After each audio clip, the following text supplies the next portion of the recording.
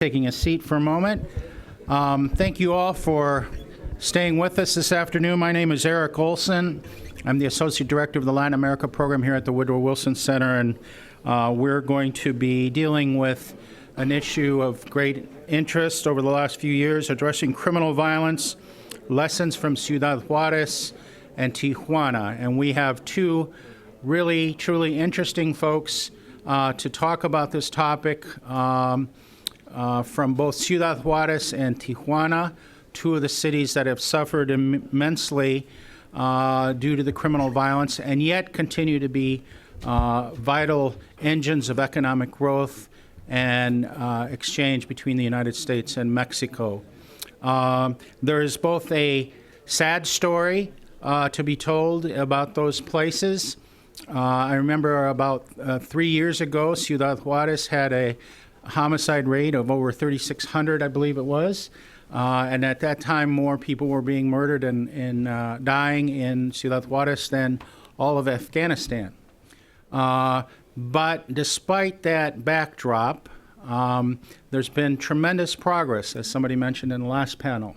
And one of the secrets, one of the interesting elements of how the situation turned around in those cities, and I don't mean it's perfect now and there aren't still challenges, but one of the secrets or one of the ways in which there was a turnaround was the participation and the voice of citizens in those towns that were articulated or came out mostly in the context of what have become known as observatorios, roundtables of discussion and dialogue between authorities, the private sector, citizens, academia, so on and so forth. So we are delighted to have two people here who participated in that process, who've been active in that process, to talk about their experience and why the observatorios have been important vehicles for change in addressing this problem of criminal violence along the border.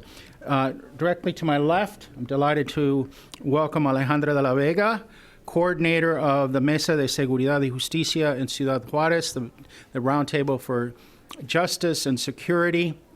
She's also a businesswoman, having been the CEO of the local professional soccer team, Coros de Juarez, and a testament to her commitment to be with us, that we're just a few hours from the opening of the World Cup, and she's sitting here patiently. So thank you and welcome. And then after she speaks, we'll hear from Carlos Castellanos, who is a professor at a university in Tijuana, the Center for Technical and Higher Education in Tijuana, and also a participant on the Citizens Observatory on Security, public security in Baja California, bringing together both his academic experience, his business acumen, and role in this public security field. So our time is short. I'm going to give them each 10 minutes to speak, and then hopefully we can open it up for a few questions to talk about really what have been some of the lessons learned from these experiences. Thank you. Thank you. Thank you for inviting us to share our story with this conference. And I say our story because I'm really here representing a group of citizens that got involved in this issue due to the crisis we're suffering. And I'm going to go a little bit through our history because really our organization evolves from the security crisis we were having. So we're going back to 2008. Ciudad Juarez suddenly gets a perfect storm with a U.S. recession. We lose 90,000 jobs, and you know, as many of you know, unemployment fuels violence. Two cartels start fighting the territory. We, at the moment, have weak institutions, and as a proof of this, a couple of months before 2008, the chief of police, the ex-chief of police for the city, it was arrested by the U.S. authorities and was sent to prison in El Paso for his involvement in drug activities. On top of that all, in January of 2008, we had a new justice system. the first state in Mexico to do that. And although the new justice system is great, has many benefits, as anything that is new, it takes a while to make things work correctly, and we were not in the correct environment for any type of change that would weaken the institutions. So that was the scenario we were faced with in 2008. I come from a business background, and so my role at the moment, I had just become president of an private economic development organization in Juarez. And surprise, what am I going to promote if the city's literally under fire? So understanding that to foster economic development, it is essential to have peace, security. We decided we needed to get involved in this issue that was so foreign to us. So the first thing that comes to mind is, we have to demand, and we have to, tell the government they need to fix it. And so we would get meetings here, there, with the past governor, with the chief of police, with the attorney general, with, even the president. I mean, we were knocking on doors everywhere we could. The situation kept getting worse. At a certain point, we're moving into early 2009, the attorney general of the state, we're having a meeting with this person, and saying, no, it's perception.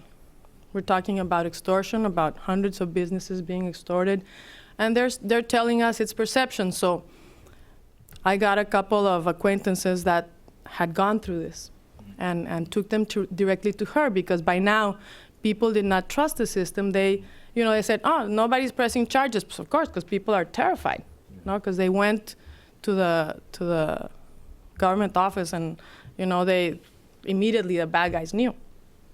And so I took a couple of acquaintances, and after several meetings and investigations and this and that, the response was, no, you know what, you better negotiate and pay, because situation's very tough. Yeah. And so, that's how it was. So we were confronting more and more the government, the private sector against the government. Some people decided not to speak. The ones who spoke, and it wasn't only the business sector, it was the doctors that were being kidnapped, one or two every week. It was a human rights activist. It was, different people within the society. And we started encountering each other through this path. And so, could I have them? Yeah, sorry. I think it's the right hand. So this is, a March for Peace, as you've seen in many different cities of the world. But this was kind of, the scene. These were some billboards that we decided we wanted to put up, except, when we got the money and wanted to put them up, the owners of the billboards said, no, we don't want to put it up. But this was more or less, the one on the right says, what, you want to know what fear is? Go through the city without your bodyguards. And this is kind of the numbers that we had in 2008.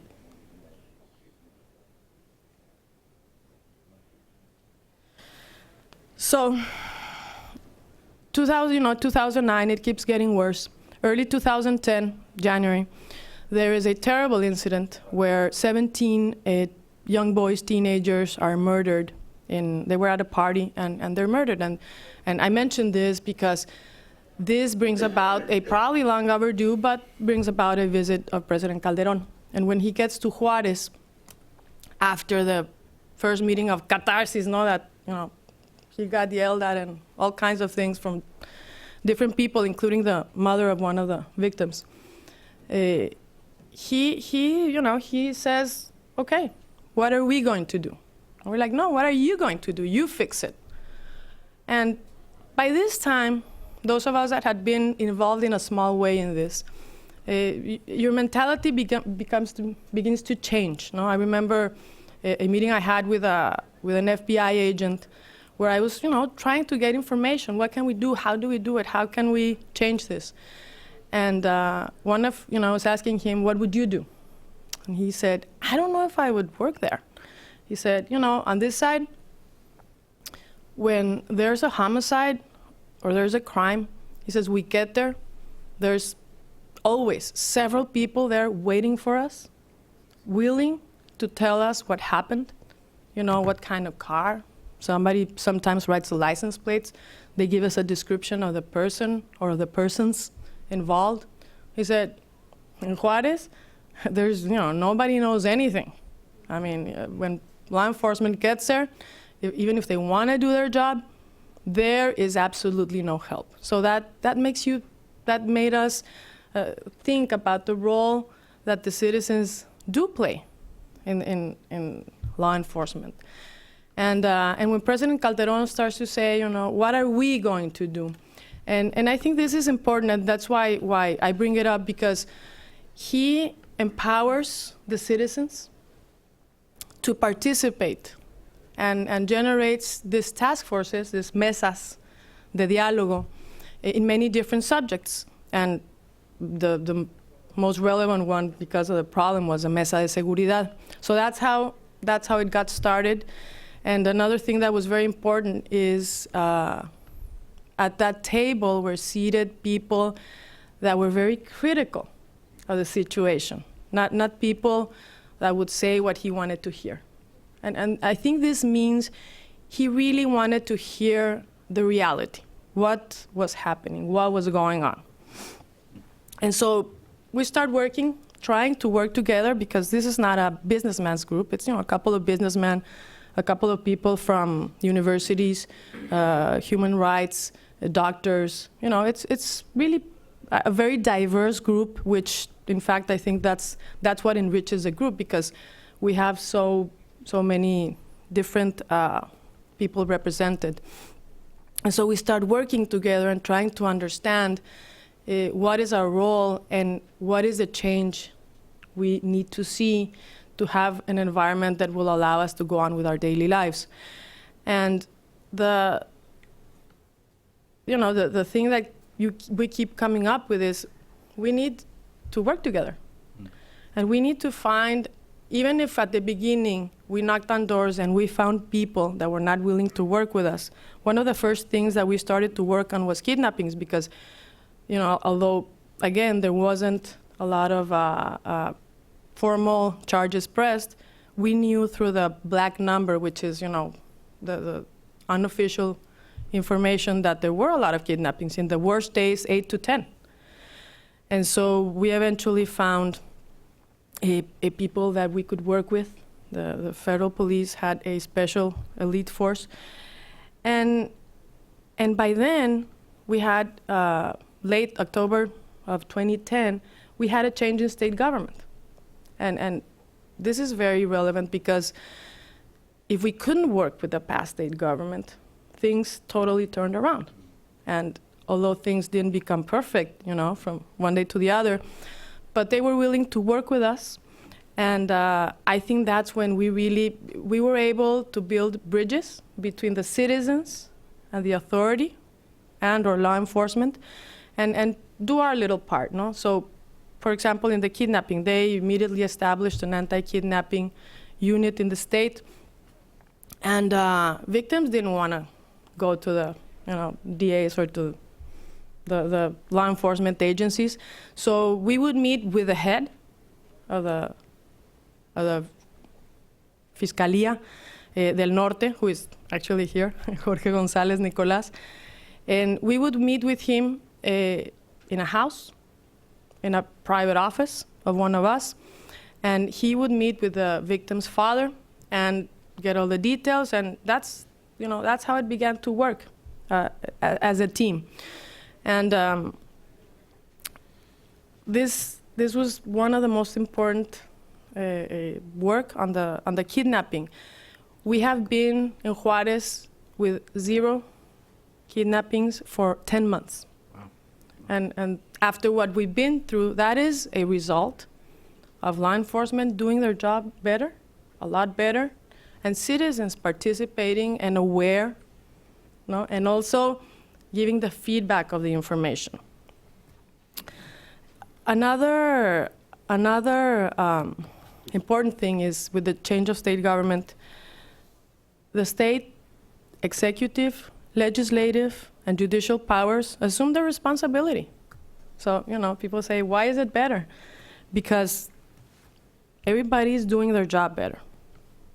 And so we keep working as a mesa de seguridad, and this is one of our meetings. We have meetings every month, and it's the citizen part with all the heads of the security institutions.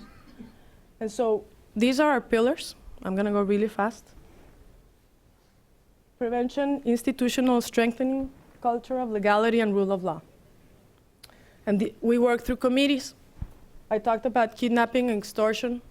For example, car theft in 2009, when we started working this committee, we did the first meeting with the authorities. They didn't know each other from the different agencies. I mean, this is how unarticulated we were.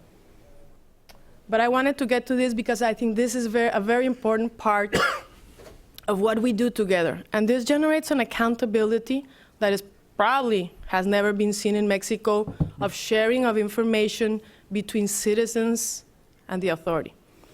So this committee who is headed by an engineer who works in one of the manufacturing plants, said what you don't measure will not get better. And so this is what we do every month. We go through the indicators, and then we talk about our problems, not their problems. And what are we going to do, and how can we help them to make their job better? This is probably the most interesting graph, because this is homicides. And this is official information about what happened in Juarez. No? So we say, there's a perception that it got better. No, it's real, and here it is. We had 359 murders in October of 2010, which was the worst month. April, we had 30.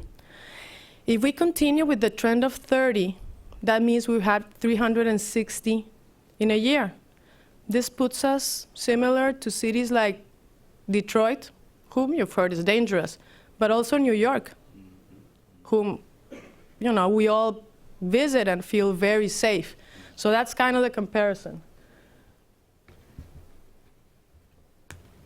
This is per 100,000, and we do this because that's how internationally it's measured. And you can see the trend. The other important thing about this is this tells you, it's work. It's getting better month by month, but month by month. So it's very discouraging when you hear or read articles saying, oh, no, things are better because the cartels negotiated a truce. I mean, whether that's true or not, which I don't know, and I kind of don't want to know. It's discouraging to the people that work on this, because there are law enforcement agents that have lost their life. We started working on extortion, and they again set up an anti-extortion special force. 8 young people straight out of university. 3 of them were killed, following the lead of somebody that was being extorted. So when you start living through that, it creates a bond between the authority and the citizens that generates a lot of value. It generates a relationship of trust and mutual respect. Okay. So that's, those are the others. I just wanted to show you. They're working in extortion. No? One of the, like citizens, what can you do? So they say, we need more people to press charges. And the ones that we could convince did, and then some people we couldn't convince. So we started this campaign in all the local media. I'm not gonna go and translate that, but but I think it's pretty obvious. So Thank you. as a resume, I think there is a few important lessons, and one is this citizens group participating has been able to transition from a pan-federal government to a pre-federal government. We've transitioned from one state government to another. We've transitioned city governments. And we're convinced that we have citizens have a role in designing the city they want to live in. And when we, at the beginning of this process, we started studying what had happened in other parts of the world and who had been able to turn it around. And we read about Palermo, and we read in how things happened in Colombia. And of course, it's the law enforcement agencies, it's government that needs, is out on the street, is really doing the police work, the judges. But citizens have an important role. We need to want a different society. We need to work in the rule of law and in corruption very, very strong. It was when the Round Table decided to be a part of the solution, that we were really able to put our little grain of sand. And we talk about rule of law for our area because really talking about the drug problem is, goes from Chile all the way through the Americas to Europe, Asia. I mean, the drug problem is not a border problem. It's not a Mexico-U.S. border problem. It's a world problem that is driven by supply and demand. Thank you. Thank you very much.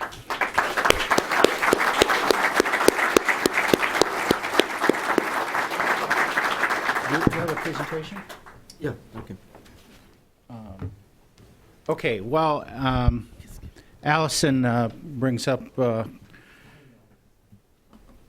professor's presentation. We are delighted that you're here and would like to hear your experience and what you've learned in Tijuana as well. Well, I present to another hand this initiative to a government and the social and public sectors and academic sectors, this Observatorio Ciudadano de Baja California. In my state, public politic to development include this initiative. This is initiative to foster, to improve the political development economical region. And then this initiative convoked to the university, the systems to researchers. My partners, this work to me, dedicate part of the time to analyze and study this behavior to this element to name it now the social process. The social process is a big idea with that all the part of the ciudadani, citizens or person of the country, or the state in these cases, are part to the problem and are part to the solution. And advocated the efforts to the people to work in how can the perspective to the violence and crime in Baja California. Well, I read one question, a big ideas this, and present for you and compare shares with the present. I'll look to the 23 and 27th, the more relevant numbers present to significant increase in this crime rate beginning the 960,000 and reaching as many 130,000 in this period. Well, when my group work, analyze the principal reasons, what identify high levels of violence, high degree of the impunity, organized criminal with the power to intimidate. In Baja, the criminal groups have a very force, armament, equipment, high technology, institutional breakdown, and criminal evolutions. This is a pattern very interesting. The criminal in Baja start to delinquents with associated low impact crimes become in the time part of the cartels. They were transforming your structures that organized criminal networks with a purpose now is a commitment high impact crimes. Next, this is a present data to outlook the phenomena in Baja, which high impact crimes in the nationwide. The four main crimes, slightly in this period, 1 to 67%, while this crime rate in the Baja decreased to close 47% in their time. What's happened? Outcome for the people, no? One to the identified to significant crimes is carjacking. That's the very element to reference with a behavior the criminal. And in the national crime rate of the carjacking, experienced an important increase, 37.45%, versus in Baja decrease nearing 60% in this time. What's the reasons to phenomena behavior that? This is a model to my colleagues in the part of the bottom. My colleagues is a public university, UABC, Universidad Autónoma de Baja California. This a public university, Colegio La Frontera, is specialized in study of transfrontiers and region and migration. Universidad Iberoamericana is a private sector. CETIS Universidad, when I work, is a private sector. Universidad Politécnica is a public sector, technology. And then this is citizen groups, Colegio de Abogados, lawyers, similar to part to the Observatorio, Consejo Ciudadano, and the commitment to entrepreneurial people and the businessmen. With that group, worked several years for create and validate this model. This model analyzes the behavior throughout to the database, official institutional database, and associate with how evolution the crime, the violence in Baja. With the referees, first of all, is robbery in their modality without violence is very significant, that's the data. And associate with retail and drugs dealing, prostitution, sexual exploitation, and what's the line most threats with evolution the people start the juvenile offenders and finish in organized group or do more near to cartels. This is a type of event present to the when the path by the changing and take to high level or high impact the events.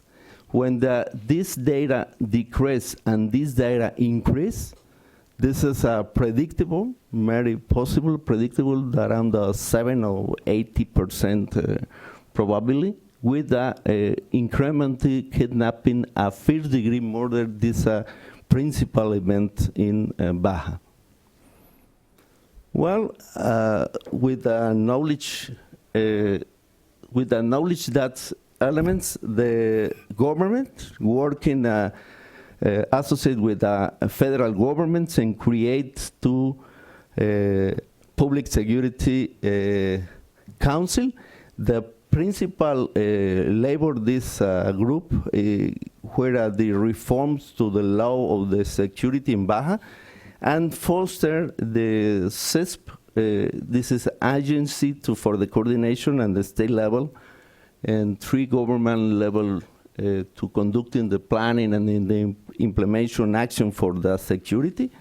And follow up this now direct and conduct to politics in public security. Now I work in this way. This is a federal government. This is a state government. This is a corporation of the citizens and municipalities in this. And the work is integrated to actions to the public policies and conducts very linkage and coordinate actions, 3 levels of the operatives, particularly in the crimes and drugs. Well, in the time, the priority changes. In this part, one of the part representative is state to the Public Security Academy for a professional formation to the elements of the corporations. Now this academy is a certified, this, and work in the social reinsertion program is very interesting, and social prevention of the crime.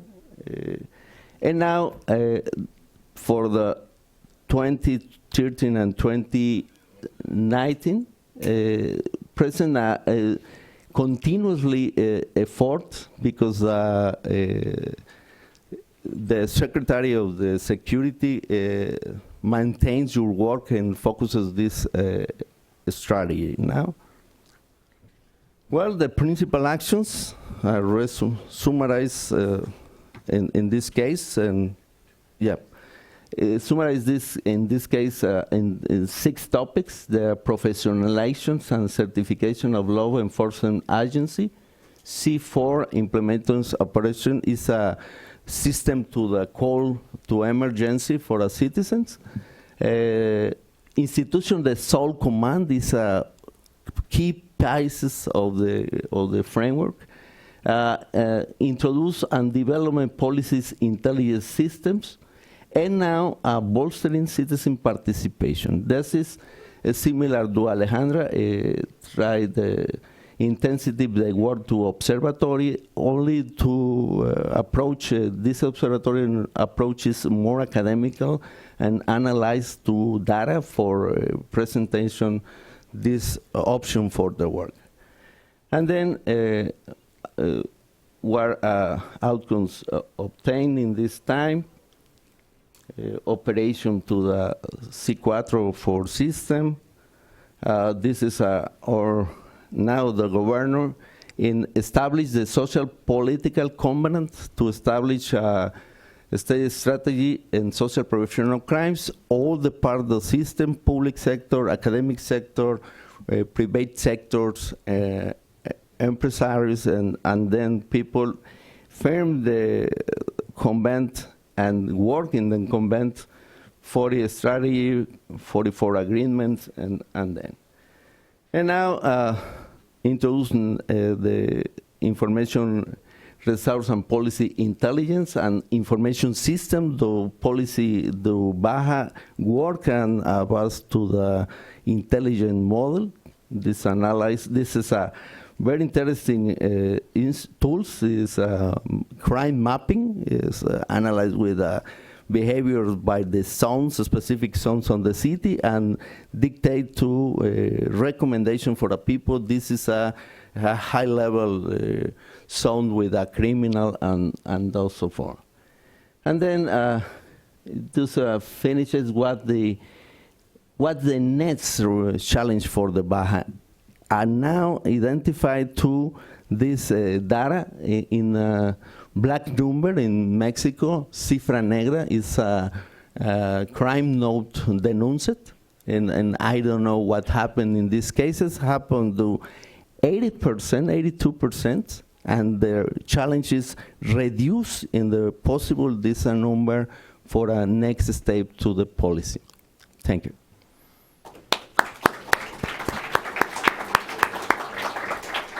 Thank you. All right, we have very limited time, but I would be happy to take 2 questions. One right here, and one other. Very short ones. Have you received death threats? I would imagine you must have. And were you hired as a consultant for the bridge? Well, Are you directing it to both of them? Just to Alejandra. No, and we actually do not like movies or TV series that portray us in that sense, because Juarez is a lot more than that. Juarez is a city where 210,000 people work in the manufacturing industry. We have 70 of the Fortune 500 companies represented in Juarez. It's a booming city that had a couple of very, very tough years. But no, that's not what we're about, and I wouldn't have agreed to if I had been asked to. One other question. Yes, sir. Hi, to both of you. I think we still in Mexico have a lot of problems and challenges in the border, especially in Tamaulipas. So if you have one advice to them, given your both very different, but at the same time, I think successful experiences, what would it be? What advice? First of all. I think each region has its, characteristics and problems. But if I could give you one advice, is you need to work together. You need to reclaim your streets. You cannot leave the streets to the organized crime, because they will take them, and they'll be in your house when you least know about it.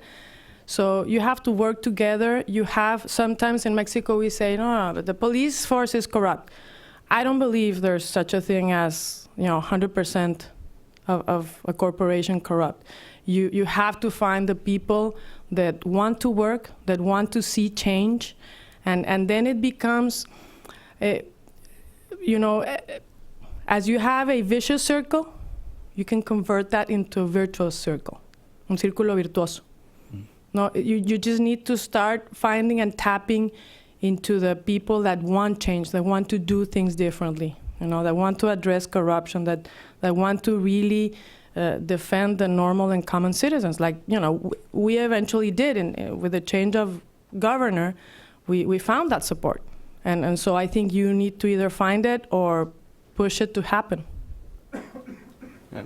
In the case of Baja, the advice is recommended to integrate to the newsmen, news reporter, because in Spanish there's a nota roja, to get a very the news is inhibited to the people to denounce the crime. Is create to fears, and the newsmen get together with a observatory, with a present, and analyze a question, and to awareness to the important and relevant to participation in this process. I think we often look for la varita mágica. How do you say it? The magic solution. And I think that there is no really magic solution. But what I do here today, and what I've studied and seen in other places, is some really profoundly important concepts that can help in this situation. And if you would let me, I just want to summarize quickly what some of those things are. Defining the problem differently. It's our problem, not just their problem or someone else's. It's our problem. Giving society a voice, all of society, not just the elite, but business and academics and citizens, giving them a voice. Building trust in government. And I don't mean by that just blind trust, handing things over and just leaving, but holding government accountable in that process. And I think that's what these mesas did. Not only did you trust government, but you were there with government, talking with them, following up, and that's vitally important. Coordination between all the actors, not just civil society, but all levels of government and all of society, and that's something that's easy to say but difficult to do. Professionalization, no question that our institutions need to be professionalized and very capable, and I too was very favorably impressed with the change in the state of Chihuahua and the fiscal in Ciudad Juarez. I had a chance to meet with you there, and it was a really inspiring moment. And then the technical component is important as well. The information service, the strategic thinking about how you fight crime. But you can't just start with the information. You have to build all these other components, and I think Juarez and Tijuana have done so quite effectively. Still have challenges, still have difficulties, but that's a bit of the secret to what's happened there, and I want to congratulate you for your roles and your work in that area and wish you all the best. Thank you. Thank you very much.